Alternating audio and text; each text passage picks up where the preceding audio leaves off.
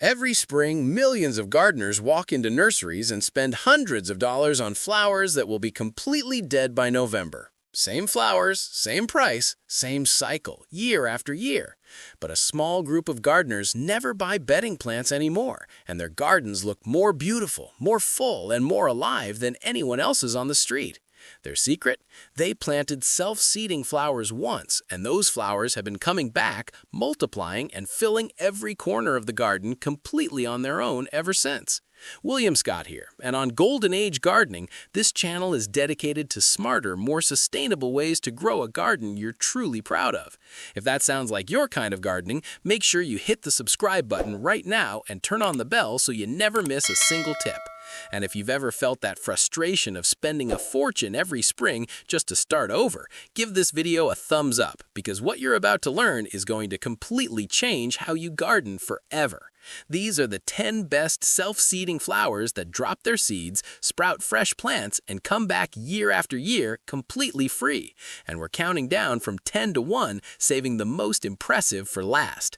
Self-seeding flower number 10, Bachelor's Buttons, Cornflower. Let's open with a cottage garden classic that has been naturalizing itself in gardens for centuries. Bachelor's buttons, also known as cornflowers, produce cheerful blooms in brilliant blue, soft pink, white, and deep purple on tall stems that are absolutely perfect for cutting. Plants reach 2 to 3 feet tall and bloom from late spring into summer. What makes them such reliable self-seeders is their abundant seed production. Each round, papery seed head is packed with seeds, and those seeds are sturdy enough to overwinter in the ground and germinate come spring. In milder climates, they'll even sprout in autumn and bloom earlier the following year. Bachelor's buttons have actually escaped cultivation and naturalized along roadsides in many regions. That alone tells you how reliably they perpetuate themselves. Direct sow seeds in early spring or fall into full sun with average to poor soil. No fertilizer needed.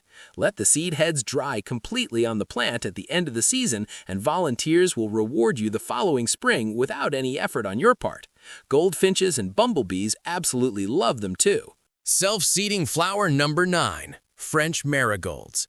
Marigolds are the workhorses of the flower garden. Consistent, colorful, and incredibly tough.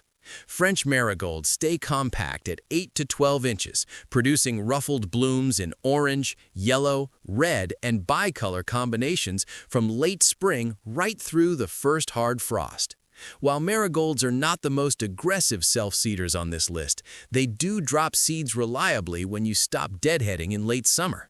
The seeds are easy to recognize, long, thin, dark, with a fuzzy tip. Leave a few flower heads to fully brown and dry on the plant, and they'll either drop naturally or you can collect and scatter them yourself. There's an extra bonus with marigolds that most gardeners don't talk about enough.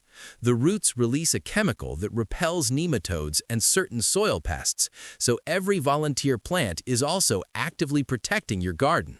Sow seeds in full sun after the last frost. Poor soil actually suits them fine, and overwatering does more harm than good. Self-seeding flower number 8, Cleome, spider flower. Cleome is a bold, tall annual that commands attention, growing 3 to 5 feet high with spidery, globe-shaped flowers in pink, purple, white, and bicolor. It creates a dramatic vertical presence at the back of any border. It blooms from midsummer through the first frost, and the flowers attract hummingbirds and swallowtail butterflies reliably. Each flower forms a long, thin seed pod containing dozens of seeds, and because Cleome blooms over such an extended period, it's continuously producing seeds from midsummer onward.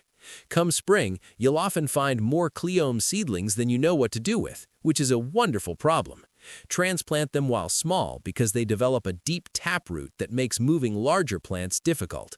One heads up, the stems have tiny spines, so wear gloves.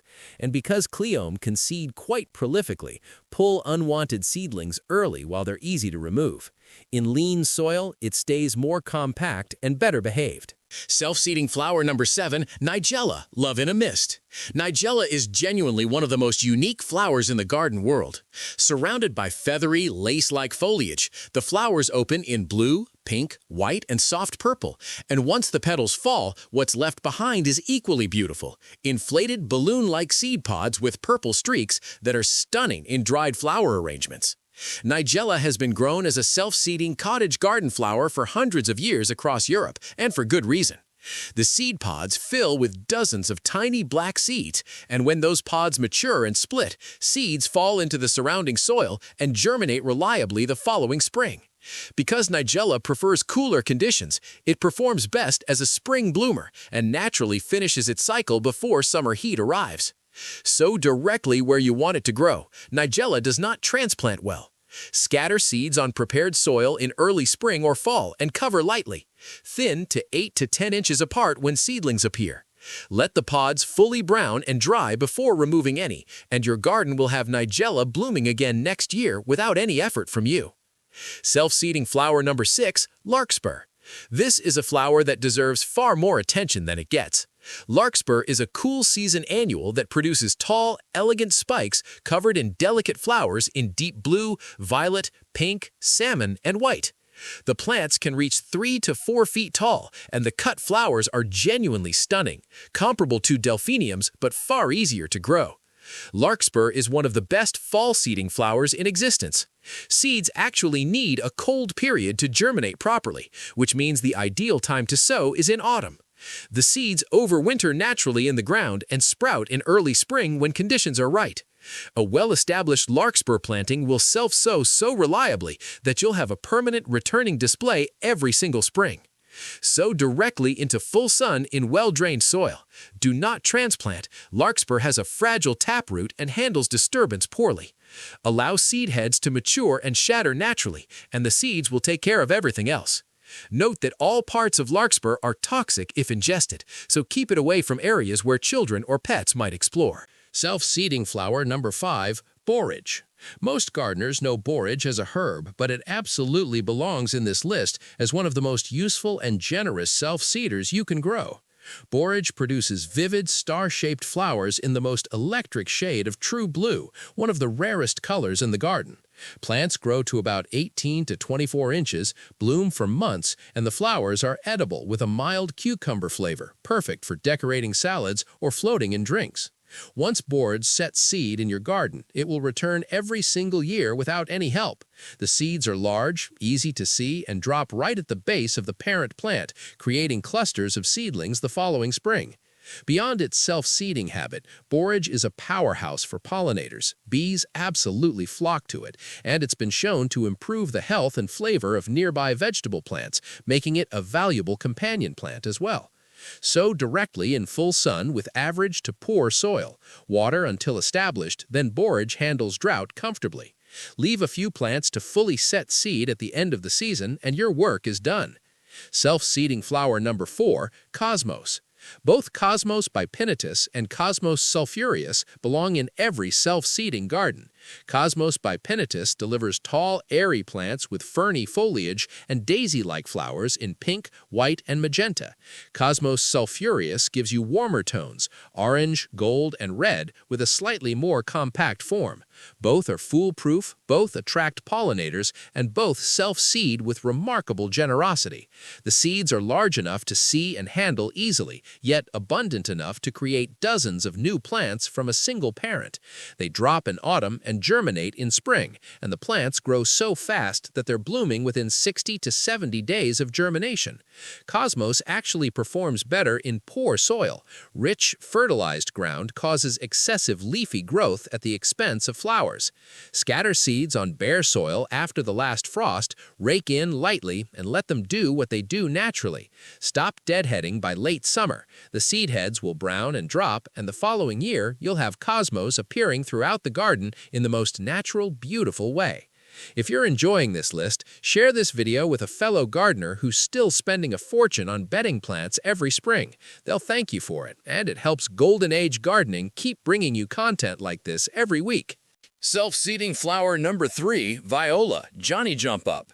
Violas, particularly the wild type known as Johnny Jump Up, are perhaps the most enthusiastic self-seeders in the entire flower world. These tiny plants produce masses of charming purple, yellow, and white flowers, and once you have them in your garden, you have them forever. They self-seed so reliably that they'll appear in cracks between paving stones, along path edges, in containers, and tucked between perennials, seemingly everywhere at once. What makes violas so special is their cold tolerance. They can bloom in very early spring while frosts are still happening, providing color at a time when almost nothing else is performing.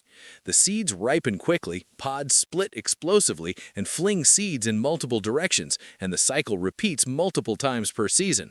One small plant can effectively colonize a large area in just 2 or 3 years. Sow seeds in early spring or late summer into part shade or full sun. Violas prefer cooler conditions and will slow down in peak summer heat, but return with full force in autumn. Let them do their thing and you'll never have a bare patch of earth in early spring again. Self-seeding flower number 2, Sweet Alyssum. Sweet Alyssum is the flower that mathematically turns one seed packet into thousands of plants over time. Growing just 4 to 6 inches tall, this low-spreading annual produces cascading mounds of tiny flowers in white, pink, purple, and apricot, all releasing a sweet honey fragrance that fills the garden on warm evenings. It softens path edges, fills gaps between perennials, and spills over container rims beautifully. The reason Alyssum multiplies so dramatically is simple math. Each tiny flower produces multiple seeds. One plant produces hundreds of flowers. That means thousands of seeds per plant, and those minuscule seeds scatter in every direction when the pods split open. Within 2 growing seasons from a single seed packet, you can have a carpet of Alyssum threading through your entire garden. Scatter seeds on bare soil in early spring or fall and press them gently onto the surface. Do not cover them, as they need light to germinate. Water consistently during establishment, particularly in warm weather. Let plants go fully to seed at the end of the season, and the process begins again automatically. Alyssum also attracts beneficial parasitic wasps that prey on aphids and caterpillars, making it a powerful natural pest control tool as well. Leave a comment below and tell William Scott which flower from this list you're most excited to try. The Golden Age gardening community would love to hear from you. Self-seeding flower number 1, Calendula, pot marigold. The number 1 spot belongs to Calendula, and for very good reason. Calendula is the most complete self-seeding flower you can grow. Beautiful, useful, edible, medicinal, and one of the most generous seed producers in the plant kingdom. The flowers open in cheerful shades of deep orange, golden yellow, and soft cream. They bloom from spring through autumn without stopping. The petals are edible, used in salads, stirred into soups, and brewed into skin-soothing teas.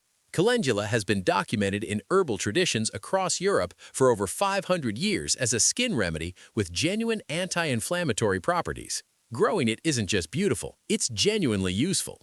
Each calendula flower produces a cluster of curved, hook-shaped seeds that look almost like tiny caterpillars. A single plant produces hundreds of these seeds, and germination rates are excellent with no special treatment required. Let the flowers fade at the end of summer, and those seeds will fall into the surrounding soil, overwinter naturally, and emerge the following spring with zero intervention needed. From a handful of plants in the first year, a typical garden will have dozens of calendula plants in year 2, and potentially hundreds by year 3, all for free. In mild climates, calendula often self-sows in autumn and provides bloom even through winter. It tolerates poor soil, light frost, and modest drought once established. To maximize self-seeding, stop deadheading in late summer, let the curved seed clusters form and mature completely, then let them drop. You can also collect the seeds and scatter them in specific areas where you want color. The seedlings are easy to recognize and easy to transplant if they appear somewhere inconvenient. Managing your self-seeding garden. A few essential points that will make all the difference. Learn what each seedling looks like so you don't accidentally weed them out. Thin, overcrowded seedlings early while roots are shallow. It takes minutes and makes an enormous difference to the plants that remain. Transplant volunteers when they're small to exactly where you want them. Collect seed heads from favorite plants and scatter them intentionally in new areas. Deadhead selectively. Remove spent flowers throughout the season for continued blooming, but leave the last flush of flowers in late summer to set seed for next year. Embrace the naturalistic cottage garden look that self-seeding creates. Plants appear in unexpected places and mingle freely. That's not disorder, that's beauty.